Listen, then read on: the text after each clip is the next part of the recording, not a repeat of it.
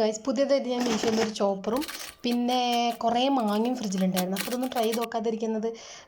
എന്ത് സാധനങ്ങൾ വീട്ടിൽ കൊടുന്നാലും അപ്പോൾ എനിക്ക് അതൊന്ന് ഉദ്ഘാടനം ചെയ്യണം. ഒന്നും ഉദ്ഘാടിച്ചിട്ടില്ലെങ്കിൽ ഒരു സമാധാനം കിട്ടില്ല.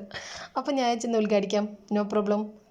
അപ്പോൾ പിന്നെ വീട്ടുഭരണങ്ങളൊക്കെ ഞാനായതുകൊണ്ട് ഞാൻ പിന്നെ ആരോടും ചോദിക്കാനില്ല. മറ്റേത് ഞാൻ അടുക്കളയിൽ കയറുമ്പോൾ പറയും, എന്തിനാ ഈ നേരത്ത് പുറത്തിറങ്ങുന്നത് എന്നൊക്കെ പറയും. കാരണം അടുക്കളയുടെ ആ ഭാഗത്ത് ഫുള്ള് ഗ്രില്ലാണ്. പുറത്തേക്ക് പിന്നെ വലിയൊരു കാടല്ല, കുറച്ച് സ്പേസ് ഉള്ളതുകൊണ്ട് ഞാനിപ്പോൾ വിശേഷമായിരിക്കുന്നതുകൊണ്ട് ഉമ്മാക്ക് കുറേ ഒസുവാസുകളുണ്ട്. അപ്പോൾ ഉമ്മ പറഞ്ഞ് ഈ സമയത്തൊന്നും പോകണ്ടെന്നൊക്കെ പറയും. പക്ഷേ ഇപ്രാവശ്യം അങ്ങനെയൊന്നുമില്ല. കാരണം ഞാനാണല്ലോ ചെയ്യുന്നത്. അവിടെയും ഞാൻ ഇവിടെയും ഞാൻ കുമ്പിടി.